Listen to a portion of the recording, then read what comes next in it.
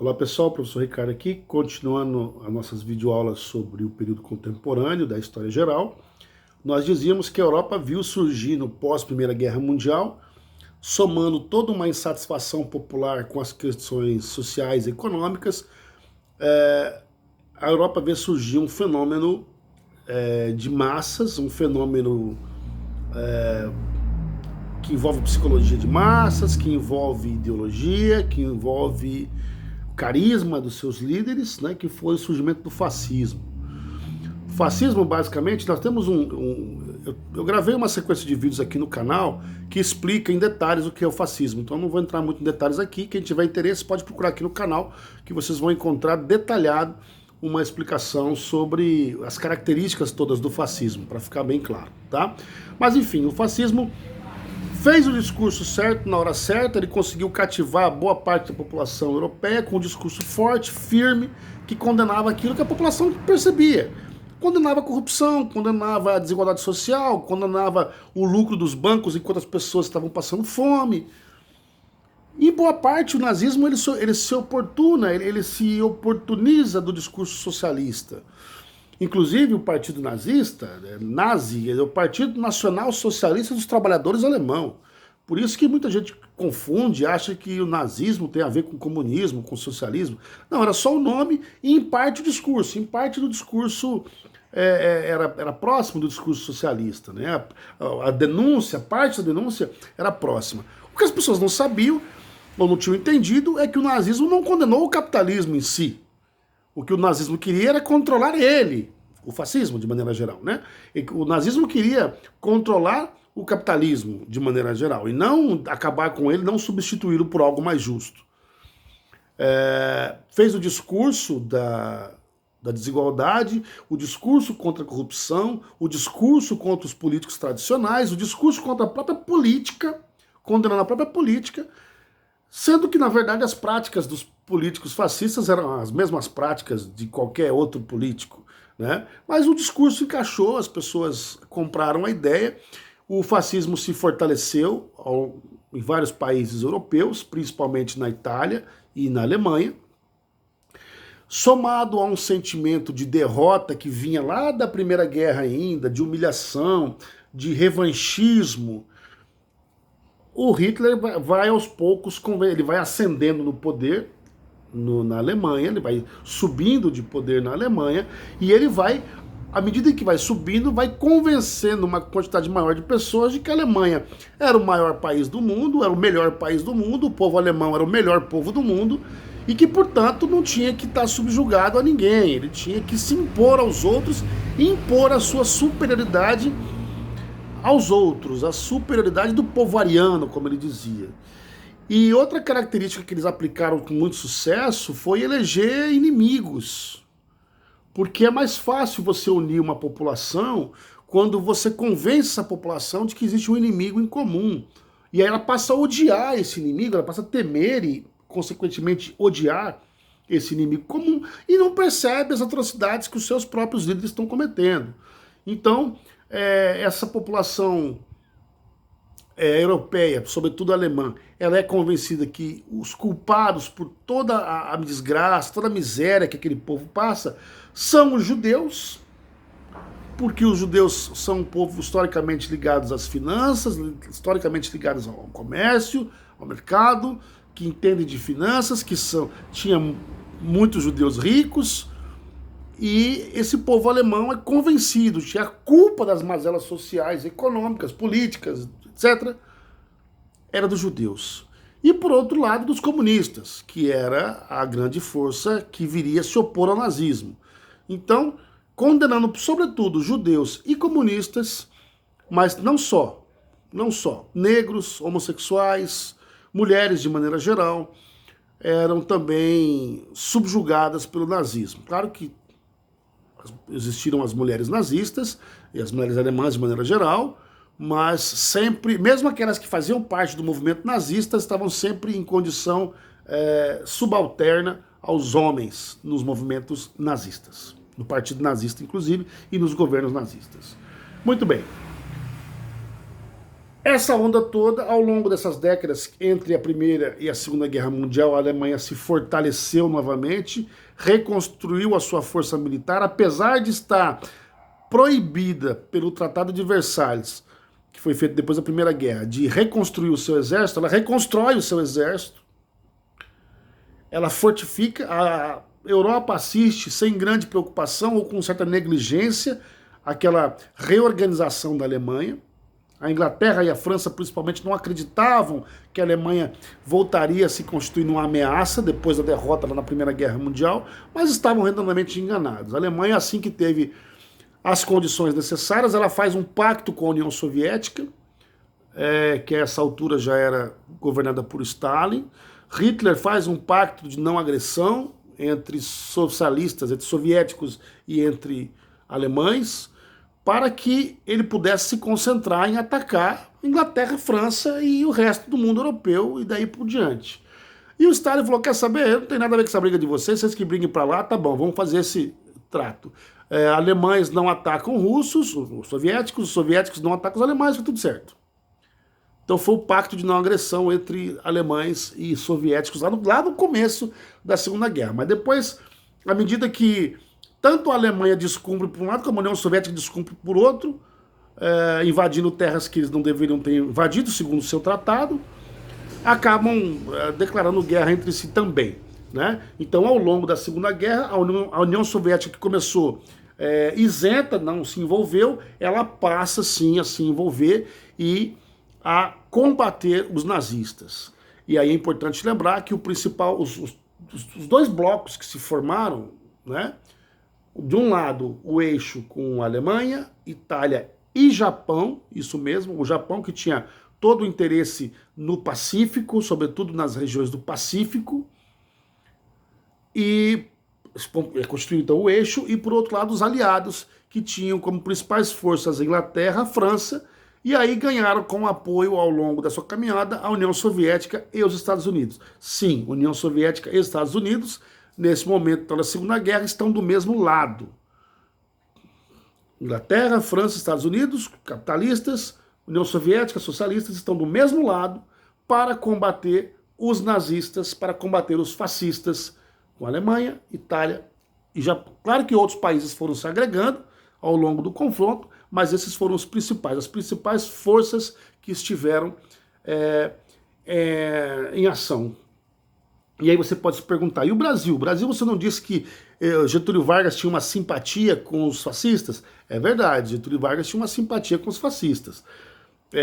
Mas, graças à influência americana junto ao governo brasileiro, influência, diga-se, a imposição militar, o governo americano praticamente obriga, pressiona até o governo brasileiro entrar na guerra, declarar guerra aos nazistas, porque até então Getúlio Vargas estava tentando se manter neutro. Neutro porque, na verdade, ele era parceiro dos Estados Unidos, mas ele simpatizava com a Alemanha.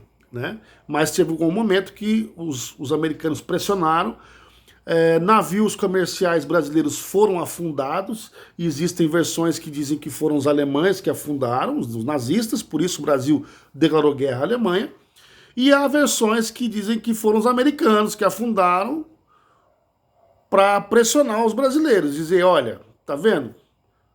Isso aí foi só uma amostra do que pode acontecer se vocês não entrarem na guerra pelo nosso lado. Né?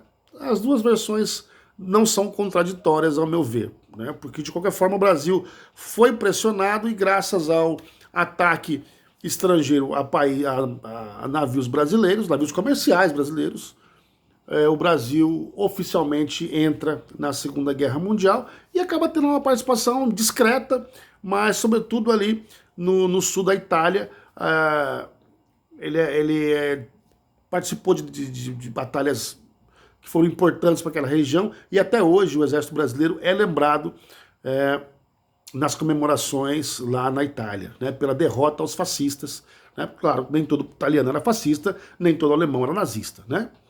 Óbvio. Muito bem. A Alemanha ela conseguiu se reorganizar entre a Primeira e a Segunda Guerra de forma magistral. Então, sobretudo nos primeiros anos da guerra, da Segunda Guerra, a força bélica nazista era muito superior dos aliados, né? Os tanques nazistas eram muito mais poderosos, tinham um poder de fogo de maior alcance, de maior calibre, tinham blindagem muito maior, muito mais espessa, eram gigantes, né, da tecnologia. Mesma coisa com os aviões alemães, enfim. O equipamento alemão, de maneira geral, era muito superior ao dos aliados no início da guerra. Ao longo da guerra, os aliados foram conseguindo se equiparar, foram conseguindo fazer frente, né, ao grande poderio fascista nazista. Bom, ao longo de toda essa guerra, o fato é que a União, sobretudo com a entrada dos Estados Unidos e com a entrada da União Soviética, os aliados ganham um gás, ganham um poder extra considerável e começam a infligir derrotas aos alemães, que passam a recuar, até que são aprisionados, são cercados na própria Alemanha, né?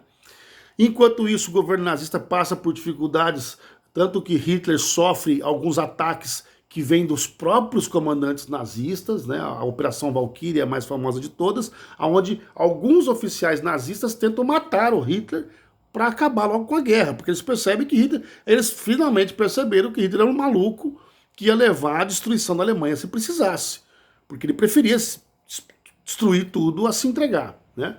Mas essas operações não tiveram sucesso, ele até se feriu em algumas delas, mas não morreu por conta disso, né?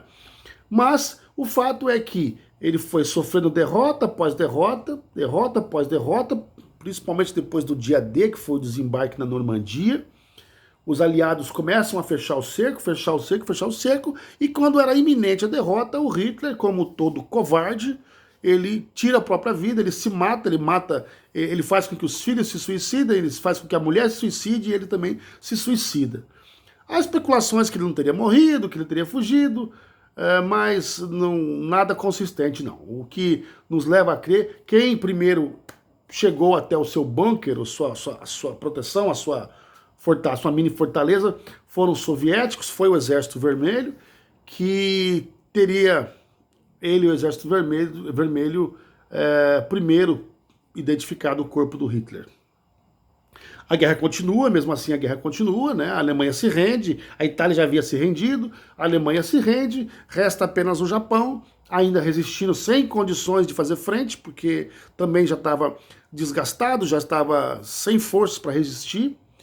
E os Estados Unidos aproveitam o pretexto do ataque à base de Pearl Harbor, que fica no Pacífico, pelos japoneses, e ataca os japoneses. Lembrando, a Itália já tinha se rendido, a Alemanha já tinha se rendido, faltava só os japoneses, e aí os Estados Unidos lançam sobre o Japão um dos mais cruéis, talvez o mais cruel ataque de uma nação sobre outra da história da humanidade, que foram as bombas nucleares, a bomba nuclear em Hiroshima e a bomba nuclear em Nagasaki, que fizeram cada uma delas cerca de 200 mil vítimas instantâneas, fora as que a radiação foi provocando consequentemente ali. Inclusive, ao longo das décadas seguintes, ainda há a influência da radiação que aquelas bombas nucleares provocaram no Japão.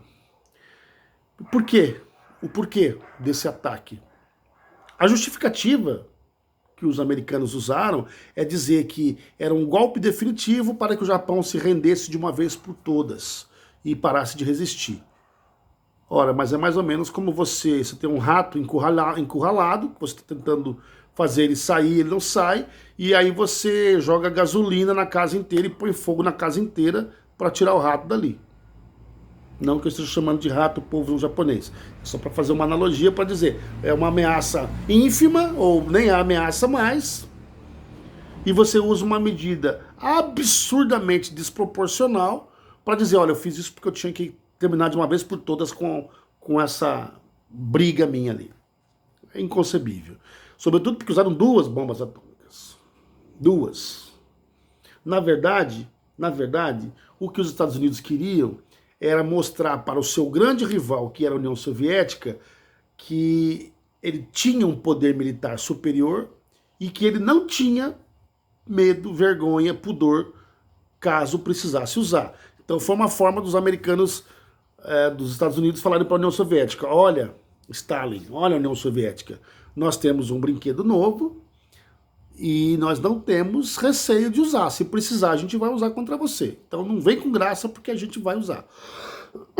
O problema é que vidas inocentes foram tiradas, aliás, milhares, dezenas de milhares de vidas inocentes foram tiradas por conta dessa jogada, desse movimento de xadrez entre União Soviética e Estados Unidos. Mas, por fim, a guerra vai de 1939 a 1945. O eixo é completamente derrotado. Alemanha, Itália e Japão. Os países, os aliados, são então os grandes vencedores. França, Inglaterra, União Soviética e Estados Unidos. Claro que tem outros que se agregaram, mas essas são as potências principais, né? Vencido o inimigo comum, que são os nazistas, os Estados Unidos e a União Soviética passam a centrar os seus esforços no seu confronto direto, um contra o outro. No entanto, eles nunca assumiram esse confronto direto, mesmo porque cada um deles tinha poder militar para destruir o planeta inteiro. Os americanos tinham bomba atômica, mas os soviéticos também tinham um poder militar avassalador, e ao longo das décadas seguintes começa uma corrida armamentista, ou seja, começa uma disputa, uma concorrência entre União Soviética e Estados Unidos para ver quem produzia o maior arsenal, o maior e mais poderoso arsenal do mundo. Por isso que havia uma espécie de respeito entre eles, respeito entre aspas, porque não se sabia exatamente qual é a força que o outro tinha, mas se sabia que se um dos lados começasse uma guerra direta, o resultado seria catastrófico para todo mundo. Todo mundo, ninguém venceria. Certa vez perguntaram para Albert Einstein: professor, como é que vai ser a Terceira Guerra Mundial? E ele disse: não sei. Mas se houver uma Terceira Guerra Mundial, a quarta vai ser com paus e pedras. Ou seja, ele quis dizer que se houvesse naquele contexto uma Terceira Guerra Mundial, a devastação seria tamanha que para uma guerra futura o que iam sobrar eram só paus e pedras. Ou seja, a Terceira Guerra destruiria o mundo todo, né? Albert Einstein, que é contemporâneo à Segunda Guerra Mundial. Vou ficar por aqui nesse vídeo e continuo no próximo. Até a próxima.